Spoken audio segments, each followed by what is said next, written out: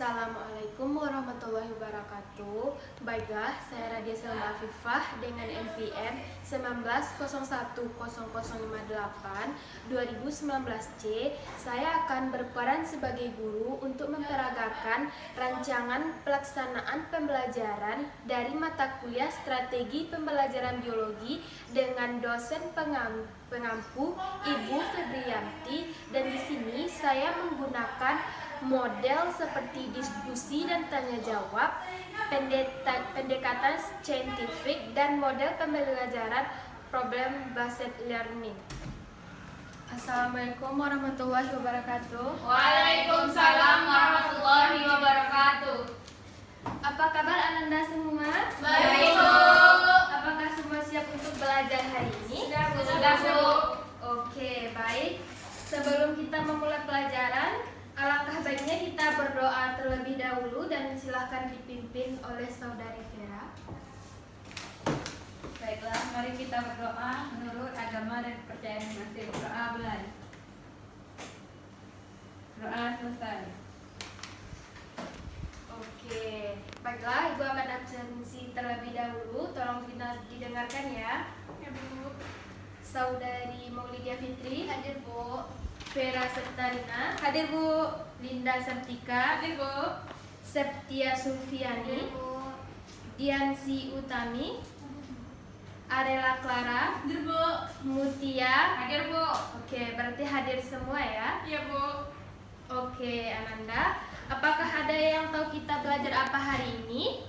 Belum, Bu. Belum tahu ya. Oke. Nah, sekarang kita akan belajar tentang mutasi.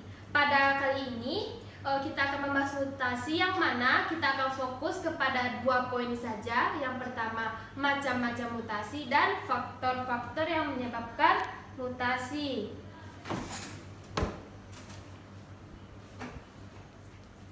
Nah, setelah belajar mutasi ini, Ibu harap Anda semua bisa mengambil hikmah atau hal positif atau pembelajaran kita pada hari ini, yang mana kita bisa memperbanyak bersyukur kepada Allah Subhanahu wa Ta'ala.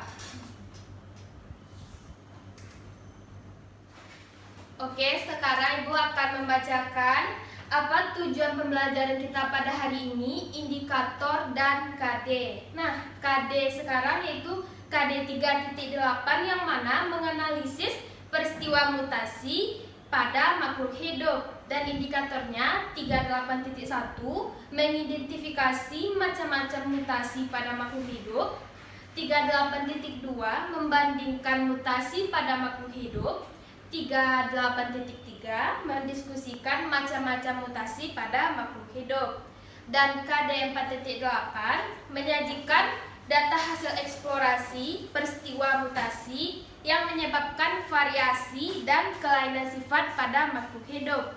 Indikatornya 48.1 menentukan penyebab timbulnya variasi atau mutasi pada makhluk hidup, dan 48.2 menyajikan dan melaporkan data hasil eksplorasi mengenai variasi dan kelainan sifat pada makhluk hidup.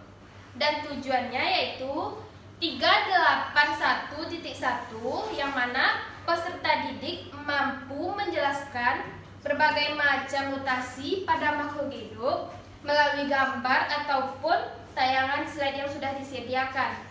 Dan 381.2, peserta didik mampu membandingkan macam-macam mutasi pada makhluk hidup melalui gambar ataupun tayangan slide yang sudah disediakan. Kemudian tujuan dari KD 48.1 yaitu peserta didik mampu menjelaskan faktor-faktor penyebab terjadinya mutasi melalui gambar ataupun tayangan slide yang sudah disediakan.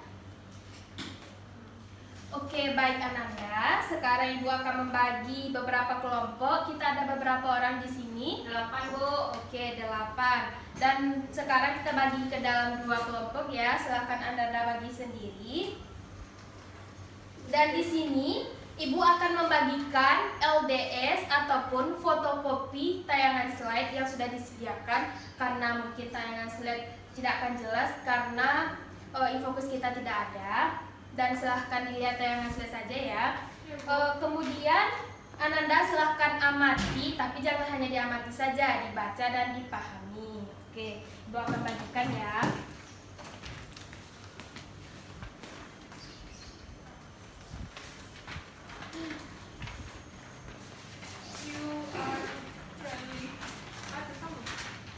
Kasih dulu.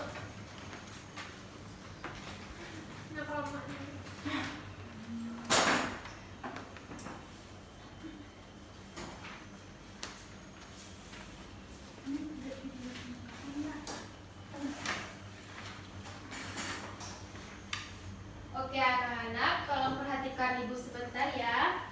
Nah, setelah Ananda baca tayangan slide atau LDS yang sudah Ibu berikan, coba Ananda analisis tentang macam-macam mutasi ataupun faktor-faktor penyebab mutasi pada makhluk hidup. Dan bukan hanya itu, coba Ananda analisis permasalahan yang ada dalam LDS yang sudah Ibu berikan. Silahkan Ananda, Ibu tunggu 5 menit ya. Ya, Bu.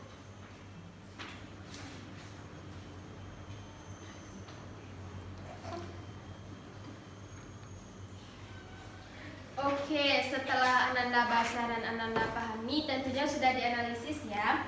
Sekarang silahkan Ananda diskusikan dengan teman sekelompok permasalahan yang ada dalam LDS dengan teman sekelompok. Sudah Ananda analisis bersama teman sekelompoknya? Sudah, Bu. Oke, sekarang silahkan dari Ananda, siapa yang berani menyampaikan dan mempresentasikan hasil analisis di teman-teman Ananda? Coba angkat tangan. Oke, siapa dari Ananda semua yang ingin mempresentasikan hasil analisisnya di depan teman-teman semua? Oke, silakan Maulidia Fitri. Baiklah, saya Maulidia Fitri dari perwakilan kelompok 1 akan menyampaikan hasil analisis kami, yaitu setelah dianalisis, di sini kami dapat menemukan permasalahan, yaitu mutasi adalah suatu perubahan yang bersifat mendadak dan bersifat menurun sebagai akibat penyesuaian diri terhadap lingkungan. Mutasi terjadi pada frekuensi rendah di alam, biasanya lebih rendah daripada 1/10.000 individu. Mutasi di alam dapat terjadi akibat zat pembangkit mutasi, radiasi surya maupun radioaktif, serta loncatan energi listrik persiptir. Individu yang memperlihatkan perubahan sifat atau fenotip akibat mutasi disebut mutasi. Selnya berdasarkan sel mutasi dibagi menjadi 2 jenis, yaitu yang pertama itu mutasi somatik, yang kedua mutasi genetik. Selanjutnya itu faktor penyebab mutasi, yaitu terbagi menjadi 2. Yang pertama itu mutasi alami dan yang kedua mutasi buatan. Oke, sudah bagus ya, sudah bisa menampilkan hasil analisisnya di depan teman-teman.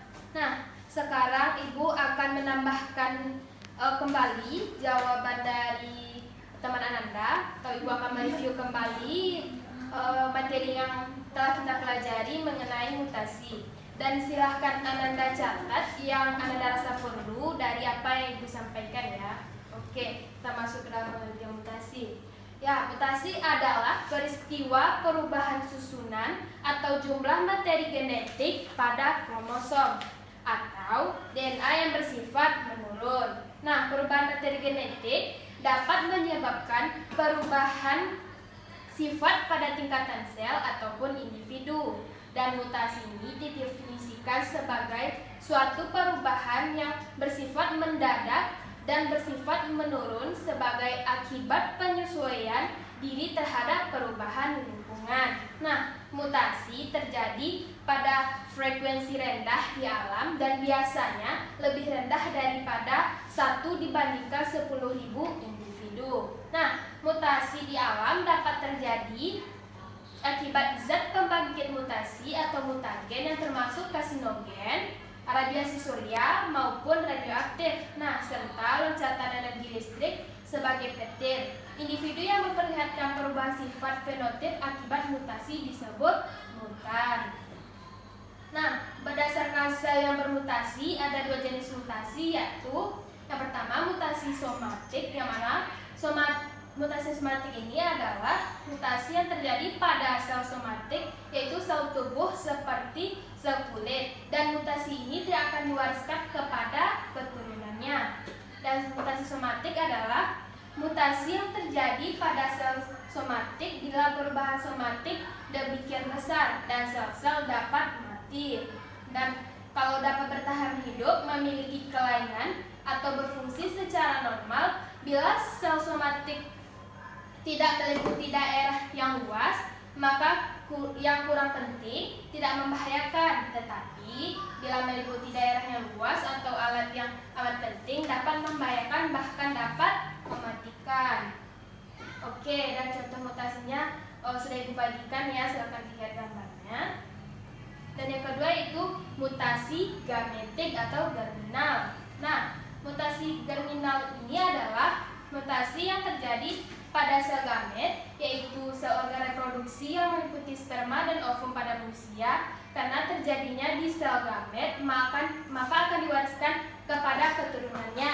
Dan hal ini terdapat pada makhluk hidup atau bersel banyak dan bukan yang bersel satu, atau strukturnya yang lebih sederhana. Bila perubahan berlangsung pada gamet, maka akibat yang ditimbulkan begitu hebat dan gamet pun segera mati. Dan selain itu, terkadang menyebabkan gamet yang tidak mampu melakukan pembuahan dengan wajar, dan oleh karena itu dapat diteruskan pada keturunannya. Tetapi bila perubahan ini tidak begitu hebat dan gamet dapat melakukan pembuahan, terjadi generasi baru yang menerima perubahan. Dan gambarnya bisa Anda lihat. Dan sekarang faktor-faktor penyebab mutasi. Seperti yang disebutkan oleh teman Anda tadi, macam-macam penyebab mutasi dapat dibedakan menjadi dua, yaitu mutasi alami dan mutasi buatan. Mutasi alami adalah perubahan yang terjadi secara alamiah atau dengan sendirinya dan diduga faktor bantu radioaktif, sinar ultraviolet matahari, radiasi dan ionisasi internal mikroorganisme, serta kesalahan DNA dalam metabolisme. Dan mutasi buatan adalah mutasi yang disebabkan oleh usaha manusia, antara lain seperti pemakaian bahan radioaktif untuk diagnosis, terapi, deteksi suatu penyakit, sterilisasi dan pengawatan makanan, serta penggunaan senjata nuklir dan penggunaan roket. Nah, hanya itu sedikit tambahan dari Ibu, Ananda semua. Oke. Mengingat waktu, kita tinggal beberapa menit lagi. Dan sekarang Bu Minta, silakan Ananda simpulkan apa yang Ibu bicarakan dan pembelajaran kita pada hari ini. Oke Ananda, siapa yang mau menyimpulkan? Baiklah, saya akan menyimpulkan materi kita hari ini tentang mutasi, yaitu definisikan sebagai suatu perubahan yang bersifat mendadak dan bersifat menurun sebagai akibat penyesuaian diri terhadap lingkungan. Mutasi terjadi pada frekuensi rendah di alam, biasanya lebih rendah daripada 1/10.000 individu. Mutasi di alam dapat terjadi akibat zat pembangkit mutasi, radiasi surya maupun radioaktif, serta ion-stan energi listrik, petir individu, dan memperlihatkan perubahan sifat atau fenotip.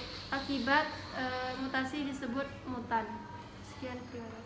Oke, terima kasih kepada Dia Siltami, sudah bagus ya, sudah bisa menyimpulkan materi pembelajaran kita pada hari ini.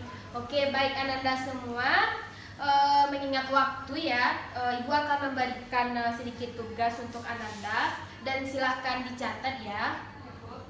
Oke, tugasnya itu tolong didengar ya, yaitu Ananda cari perbedaan mutasi dan mutagen dan akan dikumpulkan minggu depan ya, jangan lupa PR-nya ya. Nah, waktu kita telah habis dan sampai di sini dulu ya Ananda semua. Di sini dulu pertemuan kita pada hari ini. Dan sekarang kita sama-sama mengucapkan hamdalah. Alhamdulillahirrahmanirrahim. Ibu akhiri dengan Assalamualaikum warahmatullahi wabarakatuh.